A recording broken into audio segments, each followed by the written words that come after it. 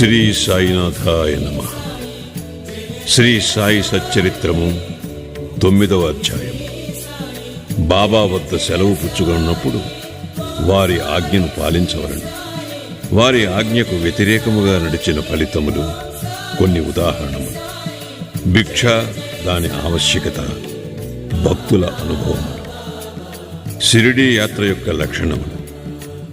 షిరిడీ సందర్శనములోని ఒక ప్రత్యేక విశేషమేమన్నా, బాబా అనుమతి లేనిదే ఎవరునూ షిరిడీ విడివలేకుండిరి. బాబా అనుమతి లేక ఎవరైనను షిరిడీ విడిచి వెళ్ళినచో వారు ఊహించని కష్టములు కొని తెచ్చుకున్న వారగుచుండెరి. బాబా ఎవరినైనా బయలుదేరుడని సెలవిచ్చిన తరువాత ఇక షిరిడీలో నుండరాదు. సెలవు తీసుకున్నట్టుకు బాబా వద్దకు భక్తులు పోయినప్పుడు బాబా వారికి స్పష్టముగనో లేక సూచనప్రాయముగనో కొన్ని సలహాలనిచ్చుచుండెడివారు. బాబా ఆదేశానుసారము నడిచి తీరవలను. వ్యతిరేకముగా పోయినచో ప్రమాదములేవో తప్పక వచ్చుచుండెడివి.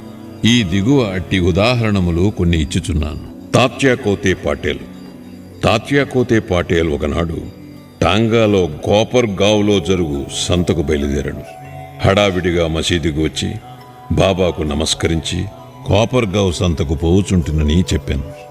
బాబా అతనితో, తొందరపడవద్దు, కొంచెం ఆగుము, సంత సంగతి అటుండ నువ్వు ఊరు విడిచి అసలు బయటికెక్కడికి పోవలదు అని అనెను. సంతకు వెళ్లవలెను అనడి తాత్య ఆతురతను చూసి కనీసము మాధవరావు దేశపాండేనైనా వెంట తీసుకుని పొమ్మని బాబా చెప్పాను. బాబా మాటలను లెక్క చేయక తాత్య హుటాహుటిన టాంగానెక్కి కోపర్గాం బయలుదేరాను.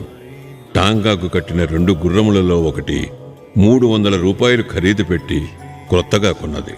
మిక్కిలి చురుకైనది. షిరిడీ వదిలి సావుల్ విహిర్ దాటిన వెంటనే అది మిక్కిలి వడిగా పరుగెత్తిసాగాను. కొంత దూరము పోయిన పిమ్మట కాలు మడతపడి అది కూలబడెను. తాత్యాకు పెద్ద దెబ్బలేమీ తగులలేదు, కాని తల్లివలే ప్రేమతో బాబా చెప్పిన సలహా జ్ఞప్తికి వచ్చాను. మరొకప్పుడు కూడా ఇటులనే బాబా ఆజ్ఞను వ్యతిరేకించి కోల్హార్ గ్రామమునకు ప్రయాణమై దారిలో టాంగా ప్రమాదమునకు గురయ్యను. ఐరోపా దేశస్థుని ఉదంతము.